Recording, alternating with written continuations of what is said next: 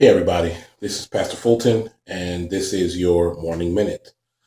Um, so I had an encounter last night, an encounter with God, man, that caused an unforgettable experience, and I wanted to share that with you and share what I got from that and what God showed me. As you can see, the title of this message is "The Inconvenience of Ordered Steps." Psalm 37:23 says, "The steps of the good man, the steps of the righteous man, are ordered by God, and he delights in the way of his people." Every morning when I get up and I'm having my prayer time, let me have my prayer time as I'm driving in for work. My prayer is always, Lord, or bless and ordain this day to your glory. And that is my way of saying, God, have your way, order my steps, order my day, God, that you would get the glory out of it. And I know many of us have that prayer. We pray some way, Lord, have your way, Lord, order my steps. I know that's all of our desire as people of God, is that he would order our steps. Lord, order my steps, God. There's so many songs out there. Order my steps in your word. Our friend Hammond has a song, My Steps Are Ordered by God. So it's definitely a prayer and desire of believers, the people of God, that God would order our steps. But here's the thing about that, and here's what I've discovered in that, and it came to light in such an amazing way last night. There's an inconvenience to ordered steps. I said there's an inconvenience to ordered steps. And I know that sounds crazy. Like, what do you mean inconvenience? How could God's will for my life, how could God order my steps be inconvenient? Well, it is. How often have we prayed that prayer and then it kind of goes out of your mind, because you're going about your day. And here, this was in the evening, so it definitely had gone on my mind that I had prayed earlier that day, Lord, ordain my day, bless the day to your glory. I had done, that was first thing in the morning. This is now evening time, and yet here I am, and I felt inconvenienced because of something that went on, and you know, but it didn't come to me till later. So how often does that happen for us? That we pray that prayer, we go on about our day, but then something happens along the way, whether it be a traffic delay or something that happens on the job, something that takes us off of what we planned for the day. You see, the Bible also says in Proverbs, it says that in his heart a man makes his plans, but God orders the steps. You see, so in that we can have a particular idea of the way the day is supposed to go, the way the evening is supposed to go. We oftentimes, I know me, I'm a very logistical person, so I'm all about how we get from point A to point B. That's me, and I'm really seeing where God is kind of breaking me out of that and just taking me to a place where I've I've got to let him do it, But we suffer from what I like to call co-pilot syndrome, and that's the idea that God is my co-pilot. Some of y'all got them bumper stickers. Some of y'all got a church bag that's got that slogan on it, or a bookmark that's got that slogan on it. God is my co-pilot, and it's a very arrogant statement to think, to imply that you even belong in the cockpit for God to be your co-pilot. Because see, then when God's your co-pilot, then we put them quotes on Facebook, Jesus take the wheel. There should never be a point where it's Jesus take the wheel. Jesus should already have it. And we should be nowhere near the wheel. You should be nowhere near the cockpit at all. Get your butt out of the cockpit and go sit in first class. Like there's no reason for you to even be in the cockpit. God is in control.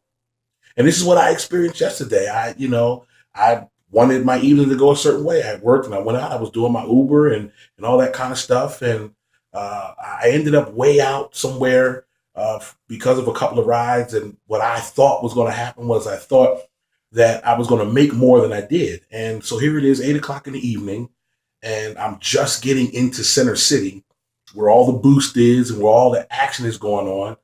And I've only had 3 trips. I started at 4:45, so I've been driving for almost 3.5 hours. I only had 3 trips, and I had like $30 I had made for the evening. And I'm upset. I'm upset because I did a lot of driving. I burned a lot of gas all the way out in Chester County somewhere, Chester Springs, PA, for like minimum money. So I'm a little ticked off. You know what I mean? But no big deal. It is what it is. That's how things go sometimes. So here I am, and it's 8 o'clock now. I'm just getting into Center City, and of course, as soon as I got to Center City, bang! I got a request. So I pick up this young lady, and I picked her up in Center City, and of course, I'm taking her home. She just getting off work. She had been at work. Check this out. Later than she expected to be. She did not expect to be at work as late as she was. Okay, but she was very pleasant. She gets in the car, and most people ask me how my evening's going. How's things going? Are you making, are you having good evenings, successful evenings? So I started to vent. I'm like, not really, and not really in a bad, off way. I just was having a casual conversation. I'm like, no, I'm not really having a good evening. I've been doing all this driving for the past 3.5 hours, and I've got like $30 right now. Like I haven't really made much of anything this evening. So yeah, I'm a little frustrated, and this, that, and the third. I was like, but hey, it is what it is. So then, the conversation progresses. As the conversation progresses, next thing I know, we're talking about church, and I'm not one that gets into churchy religious conversations when I'm driving. You got to, for me, it's unprofessional unless it comes up. It's not my place. I don't believe to be in the car trying to witness the folk when they first get in the car. You know what I mean? That to me is not how that's supposed to be. So, you know what I mean? Unless it comes up, it's just something that I don't do. You know what I mean? But it came up.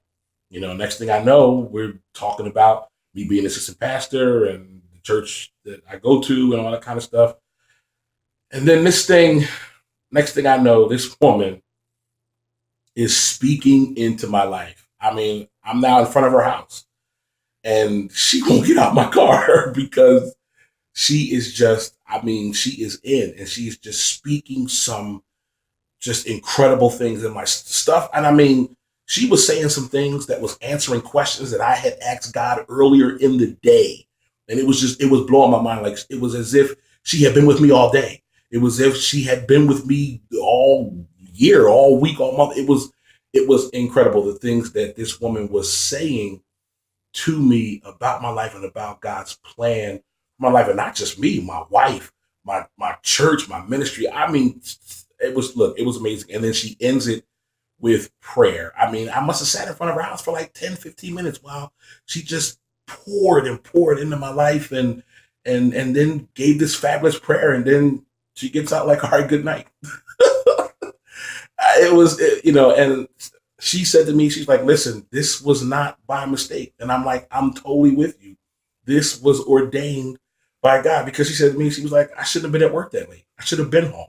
She's like, and I normally get picked up. She said, but the person that picks me up couldn't pick me up tonight. She's like, so I needed an Uber tonight. Like everything just lined up a certain way so that the two of us were supposed to have that moment in the car. But yet here I am figuring I had been inconvenienced because I had been all the way out to Chester Springs and didn't make a whole lot of money, this, that, and the third. But I had asked God to ordain a day to his glory. I had asked God to order my steps. You see, many of us, this is what happens. We release our lives into God's hands, but then we're not prepared for the inconvenience that may come from him being in control. And it's only simply an inconvenience because it doesn't go the way we think it could go. But please understand, it's not an inconvenience to God. It is not an inconvenience to him. Nothing that happens in our lives catch him off guard. You know what I mean? Like things come up, and some of you saw my post yesterday when I was like, breathe, can he breathe? Because, my wife had called me, and we're working on some positive things, but it was like a lot of things that we needed to do at one time. And I felt a bit overwhelmed. Nothing bad. You know what I mean? Just, some things need to be done, some money that needs to go out, but all leading to a positive outcome. But I was stressed. Like in the moments that I talked to my wife, all of a sudden I felt heavy. I felt burdened. I was like, oh my God, like all of a sudden all this stuff had to be done in a quick amount of time. But hey, that it is what it is. And God's going to work that out. And he even said that through this woman to me last night. He's like, look, I've got you in a place where I need you to depend solely on me. Like not even in your own ability. Yes, you're good at the things that you do and you're great and all that. And I have endowed you and anointed you, but I've got you in a place where I need you to depend solely on me. And that's where some of you are right now. Some of you are trying to figure out why things don't seem to be working out the way you expect them to work out, but it's because God is ordering your steps. He's got the plan. He is moving you in a direction that he would have you to go, and you've got to be aware of divine appointments. Oftentimes, ordered steps lead to divine appointments, man, and that's what I had last night. So don't despise when things go off track. Don't despise when you get caught in traffic. Traffic jams aren't always that bad. Traffic jams, are meant to slow us down so that we can hear from God. This woman said to me last night that I'm the type of person that I'm always like, I got to do this today. I got to do this. I got to do this. Like, this woman didn't know me from Adam. Yet that's exactly, I told you guys, I'm logistical. I wake up in the morning and the first thing is, what do I got to do today? This has to be done, and then this, and then this, and then this. She was like, shut all that out. She was like, oftentimes we talk too much and we think too much and we can't hear from God. That thing hit me, guys, like a ton of bricks last night. And so it just blessed me. So I wanted to share that with you. Do not despise the inconveniences in your life when you have asked God to order your steps. And see, here's the thing, in that same chapter of Psalm, Psalm 37, a couple verses down, might be 25 or 26, it says, I was young and now I'm old, but yet I've never seen the righteous forsaken, nor their seed begging bread. You see, if you just allow God to order your steps and not despise the inconveniences, he will never leave you forsaken. He will never leave you without. You will never be in lack. You will never be in a place of need if you just allow God to order your steps, allow some of the inconveniences to come in your life and just ride the wave knowing that he is in full control. He's in full control, guys. It is time to acquiesce to his will. It's time to surrender to the will of God in your life, if that is your desire. Because if that is your prayer, and it should be, God, have your way, God, order my steps, God, ordain my day to your glory, then you got to deal with the inconvenience of ordered steps. But know that they lead to divine appointments that are all for your good and his glory. So that's all I got for you guys for your morning minute. Listen, again, if you're watching this through YouTube, you know what I mean, please like and subscribe and share. If you're watching on Facebook, hit the YouTube button on the screen. It'll take you to YouTube so that you can subscribe to my page and like it, comment, and please, please, please share it. Okay, so you can continue to get these morning minutes. I love you guys. I appreciate the time that you take to listen and watch these videos. All right, God bless you. Order the steps, guys. Get it. Love you guys. Have a blessed one.